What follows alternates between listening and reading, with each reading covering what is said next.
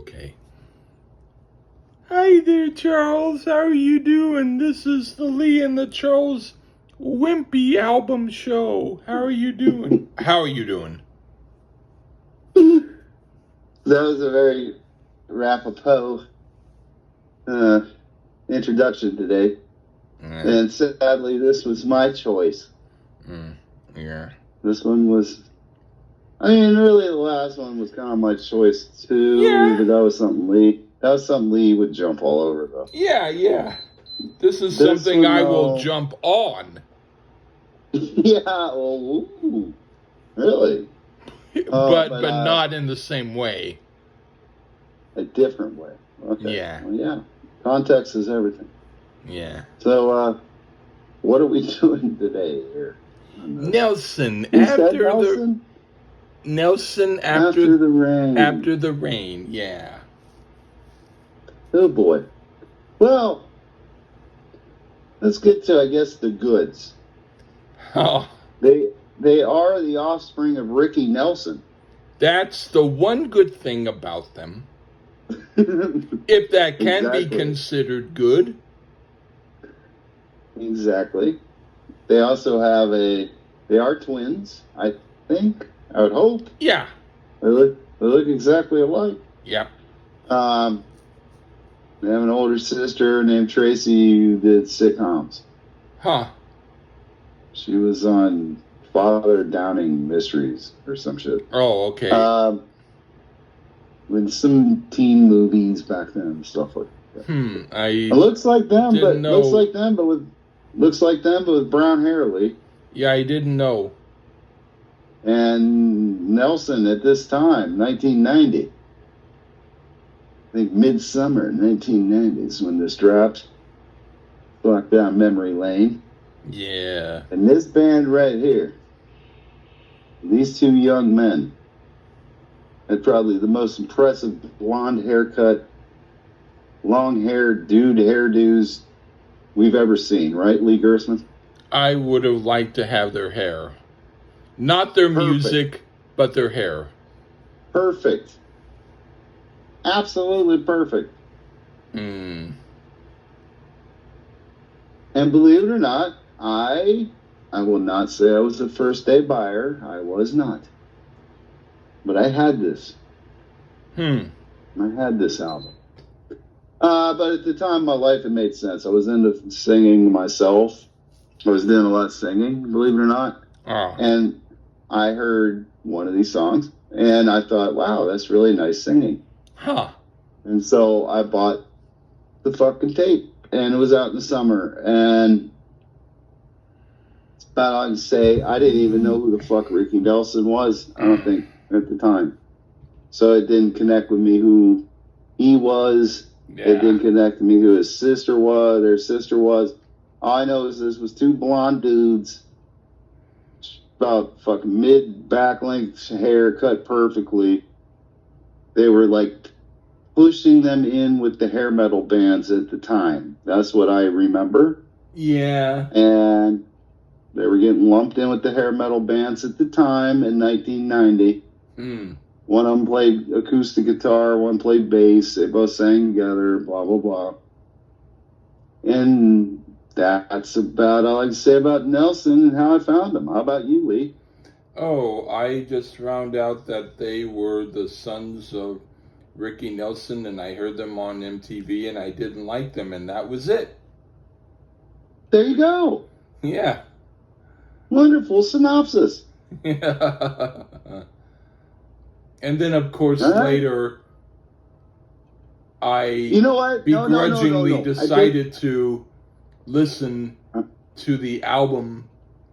Ooh, I made you. And I no before you. No. And I did a review on my own of it. And then I listened to it again for this review, and my opinions are not the same. Uh-oh. That could go either way. No. Uh-oh is correct. Oh. It stands, and I stand corrected. I stand corrected. I did know who Ricky Nelson was at this time in my life, because a couple years earlier, I spent some time at my grandparents' house.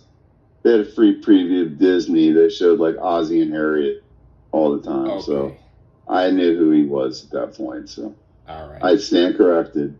Didn't make me want it more or less. Yeah. I just wanted it because them goddamn voices. Yeah. All right. Ooh. Okay. Yeah. Yeah. That's right. Who wants to start? I'll go first. Mom. Okay. What do you think of I Can't Live Without Your Love and Affection?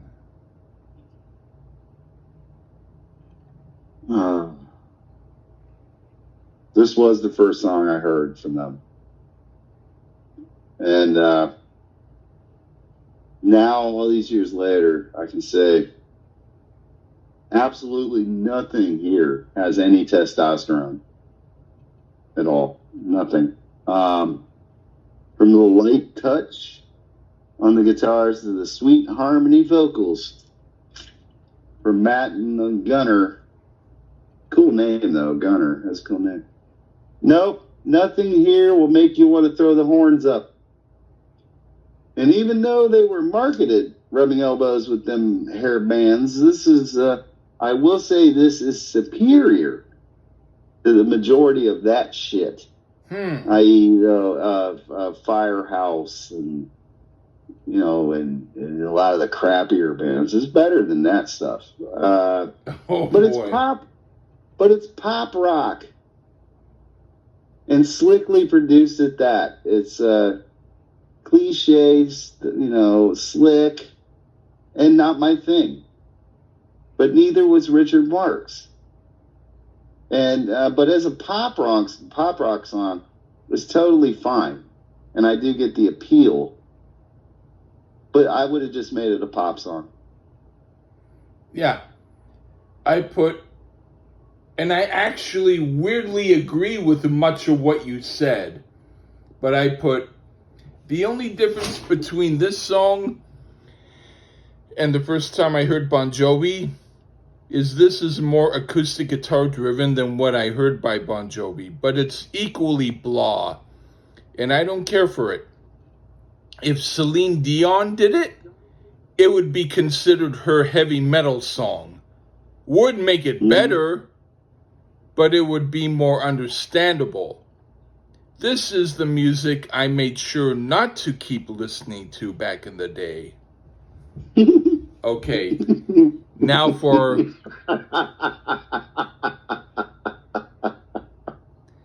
I Can Hardly Wait. Okay. That was a good one. All right. That was a good one. All right. This song is way better than the first song, and I like it. There are a few moments later in the song where the production starts to creep in with a bit too much orchestration, but then the song kicks back into gear and never becomes unlistenable. 95% of the song is good. And for this album, it's approximately 100%. I like it. And I could imagine another band doing it even heavier and making it work even more. What do you think? Are we on I Can Hardly Wait? Yes. Nelson getting a bit gritty. Perhaps a slight nod to their dad Ricky here, with the style. The vocals are very strong here, especially in the verse. And I'd say they were onto something here, but then they lost it. The chorus is too slick, but it doesn't match the intent of the song. And that's a shame because they were onto something. The Southern rock soul style is the way it should have stayed. All right. What do you think of the song After the Rain? This in the opening track. Yeah, I remember singles. And I remember this one was the second single. By the time this came out in the summer, so by the time we were back in school, these dudes were already dorks. Like, I think they broke the world record for, like, cool to dorks of any band in their time frame. I'm serious. And by the time this came out, they were already dorks. This has a lot of polish. and definitely more than I Can Wait, or I Can Hardly Wait.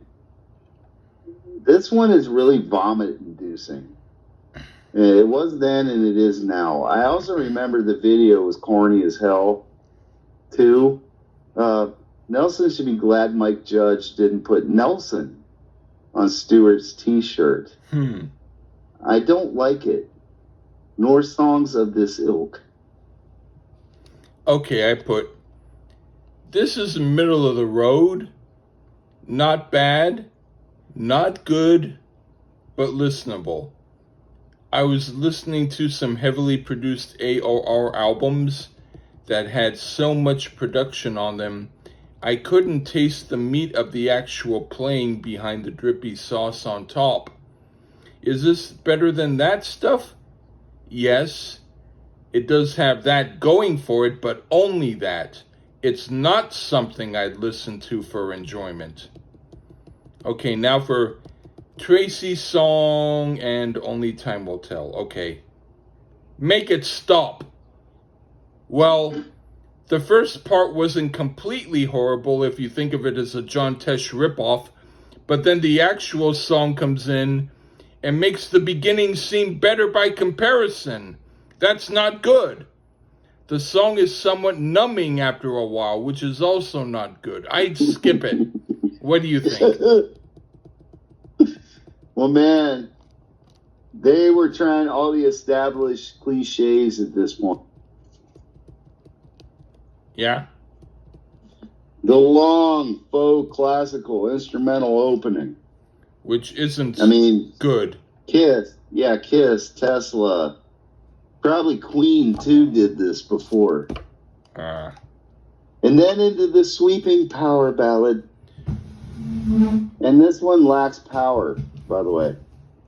And if you dedicated this to your girl at the dance, she's leaving you right there. And you deserve it. Yeah. This sounds like a reject from Grease 2. Wow, this really was a pain. This song fucking sucked. It was horrible. All right. The whole thing. What do you think of More Than Ever? Now it's if they're like, let's try George Michael's song. Hey, I get it, man. Lots of pressure, being Ricky Nelson's kid. Different influences, blah, blah, blah, blah. But stick with a style. This makes Hanson sound like Napalm Death. Come on, Nelson. You gotta do better than this.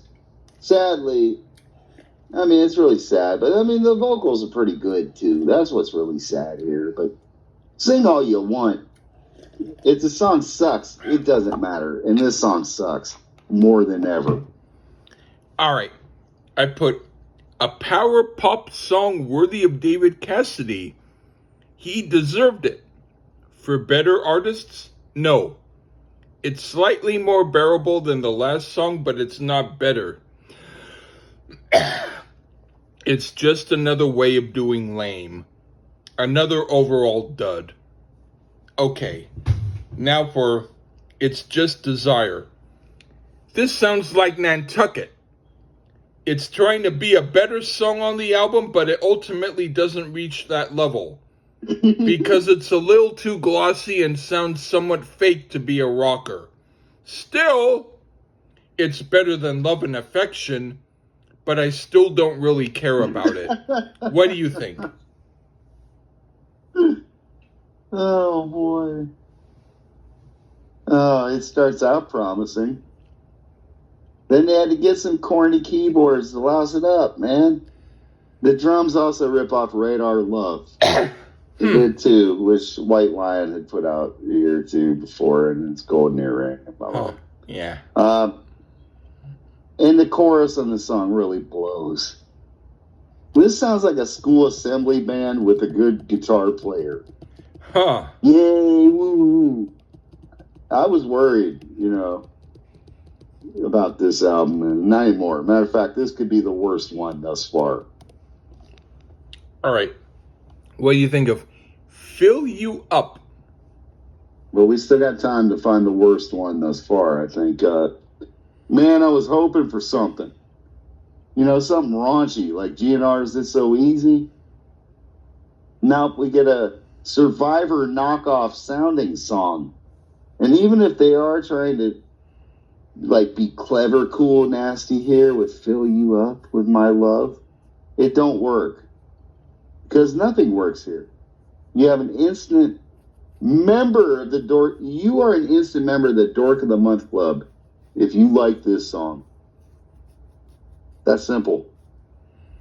Okay, I put, the sad thing is that the first 30 seconds I was really into. And I felt that this would be the other good song on the album.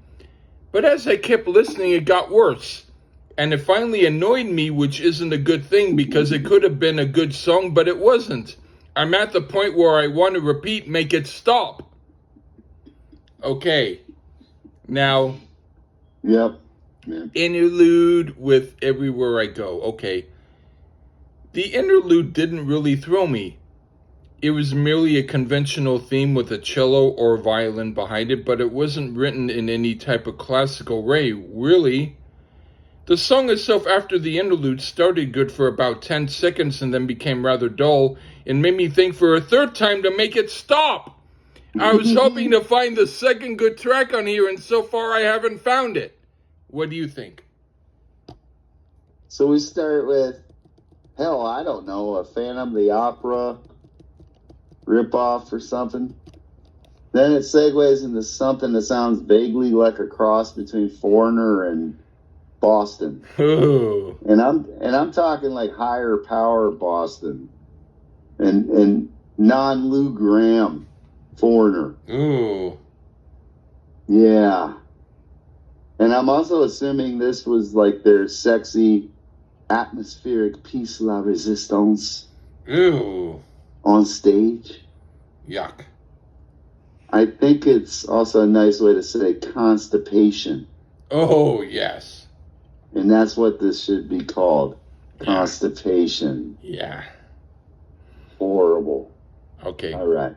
What do you think of Bits and Pieces? This album came out, I do believe this album came out 2 years too late. Like if it came out maybe 88, maybe 4 years too late, 86, 88, it would have been okay. And I guess Matt Gunner didn't get the memo because this sound was over by then. It was done. I mean, by 1990, this uber slick glass tiger knockoff song was yesterday's news. And did it age any better here? No, sir, it did not. And if you're lactose, stay clear of this because this is cheesy as all fuck. Limburger, to be exact. Ooh, I like that. And it's got a little corn on there too. That's how great like Bits and Pieces are. Okay. I put one word. I put yuck. And now for Will You Love Me, the last song. Okay. It's a good album closer in that it's just as bad as most of the other songs and doesn't make me like it any better because it's the closing track. That's the most positive thing I can say about it. What do you think? The riff starts promising enough, but they just can't hold on. This is about as close as we get to an original rock song on the album. Ooh. Is it good? Not really. But at least has a semblance of testosterone here. Oh. Which was lacking throughout. And now, if you do miss that ballless touch, you get enough taste of that in the chorus. Not a bad solo here either on the old guitar. And quite honestly, for you Nelson fans, I get the appeal. I mean, it's too slick for me, but that gives you more to love. So a Love Away, After the Rain. I mean, they also have Before the Rain, Lee. Is that a later release. Album? Yeah, it's the newest release from Nelson. Ooh. It's a prequel to this classic. Oh boy. Ooh. I'm saying no thanks. I'm saying I'm sorry that I even heard about it, but yeah. but yeah, But as always, from me personally, maybe not from Lee. Hey, Matthew and Gunnar Nelson, I think you were young men when you made this record. You're the sons of a very famous and rich man. You made more music than I ever made. You did more than I ever could. And to your fans, love you. Well, more for you to enjoy at the local casino and IKEA opening. Yeah.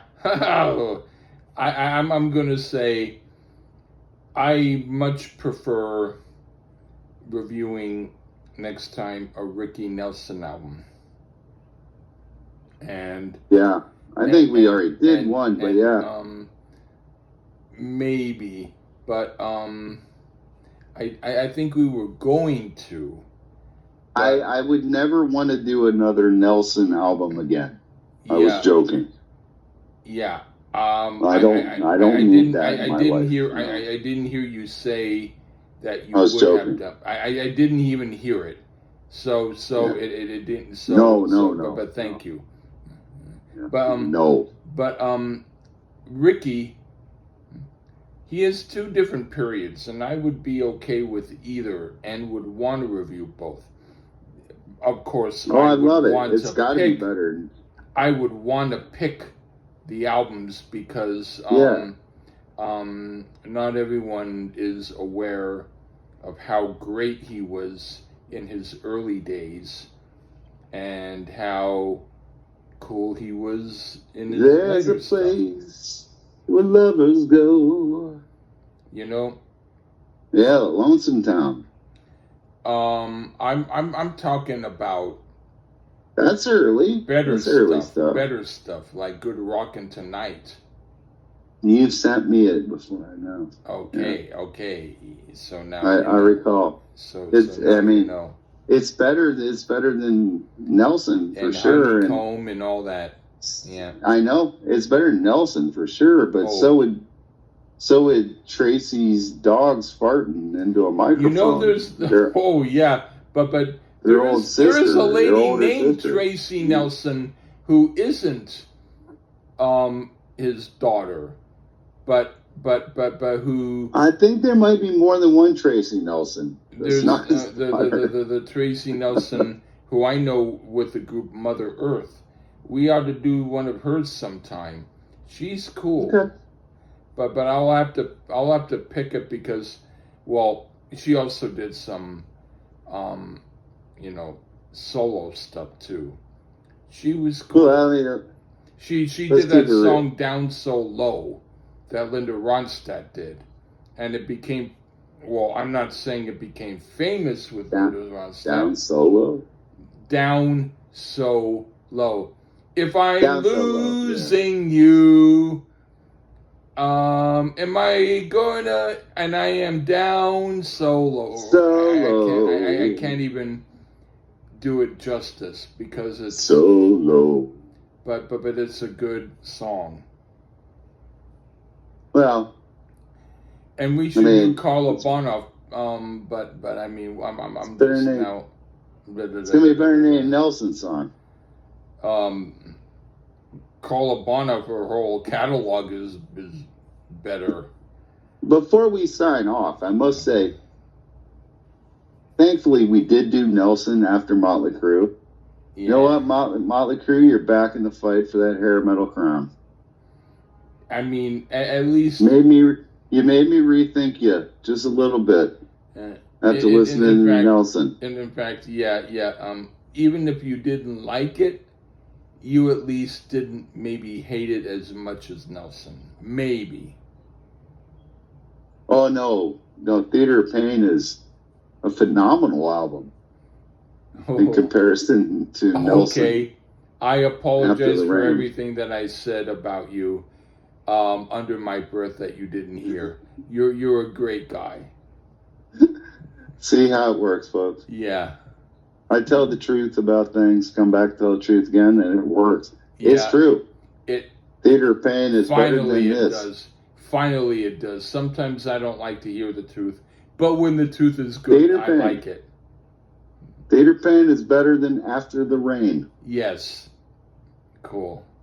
Not better than the majority of Quicksilver Messenger service. That's a really weird thing that I will have to think about, but I won't necessarily knock you for it. Better than the majority of Nantucket. All right. Yeah. There you go. There's a few albums by Quicksilver we haven't done yet. Not that they need to be done, but equal to the amount of Coliseum 2.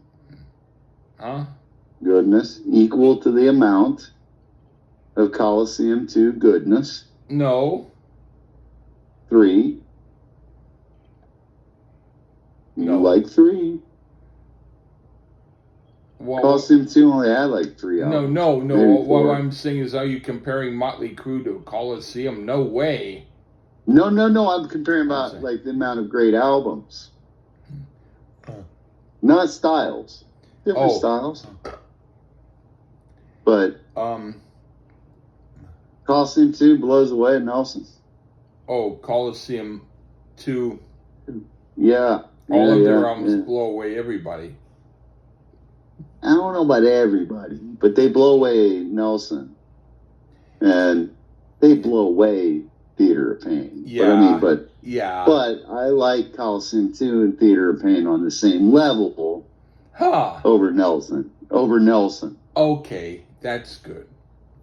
See how vague that is, though? I also like Ace of Base better. Oh, no. That's very vague. I would rather hear Nelson over Ace of Base. I like 2 songs by Ace of Base. I period. Don't. Okay.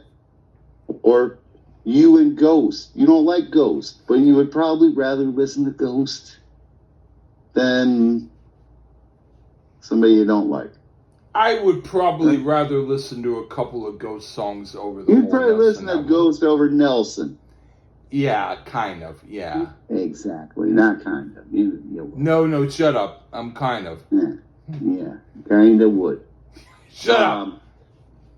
But yeah. But I mean, Nelson sounds like kind of like Richard Marx. Oh, and he's worse.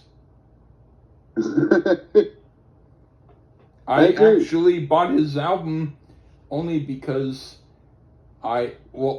So did I. I don't even know if I Right did. Here Waiting. I had the one with Right Here Waiting for You on it. There was one song I think I liked, and then after I got the album, I didn't even like that song anymore, and I didn't like any of the album.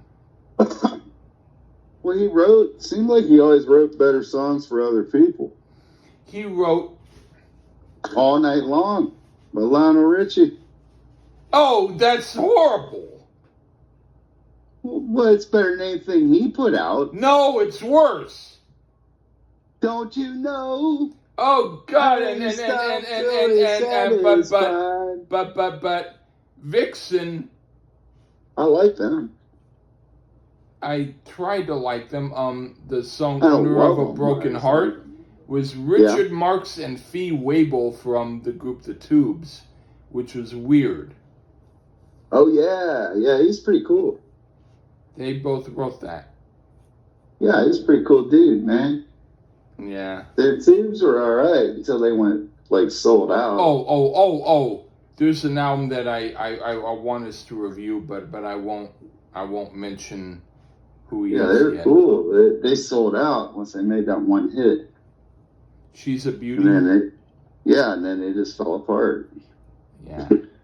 But they weren't meant for success. They were kind of almost like a pop art punk group in a way, right? But there's one album that I'd like us to review. Yeah. By a solo guy who nobody's heard of, and I know. and then review it against a Tubes album. I'm waiting for the day where I get Lee to agree to do a Tiny Tim album. Oh, I probably would. You know what? Tiptoe through the tulips. I kind of liked him, you know. I saw an interview with him where he talked about the kind of diapers he used and why he uses them, and it was a cool interview. What kind of diapers he wore? Yeah. How the hell did he remember that? No, he continued to wear them as an older man. Wow. Depends. Oh, it depends. Well, that he might have been a spokesperson. Yeah. Or something. Well, that's different. I thought he was talking about when he was a baby. No, he's in the interview. My mom used Pampers. I like to wear Depends because they help me. And yeah. It was a regular interview, but he talked about it. And he's like the Jimi Hendrix of the ukulele. Oh, kind of, yeah. Basically, he's like the pimp of the ukulele. Yeah, since no one else can take that. Well, except for Johnny Pineapple, but finding it out by him is very, very hard. The Beatles, they try to play ukuleles all the fucking time. But if I can find the album that my dad had of Johnny Pineapple, don't make me pull out Don Ho on you. Oh, Tiny bubble. Kui Lee. He's the other Hawaiian guy. That's an artist we put off for a long time. Was Don Ho? Don't remind me. All right. I'm not against. Yeah. Huh? But I'm cool with him. With Don Ho? Yes. You're down with the Don Ho? Yeah. I don't blame you. He didn't do nothing to you. Yeah. Not a bad guy. Anyway, Lee. All right. As always, it's been great to be back on the Lee Gerson Show. Nelson sucks. Sorry I subjected you to that No problem. shit. It's okay. Take care. Bye-bye.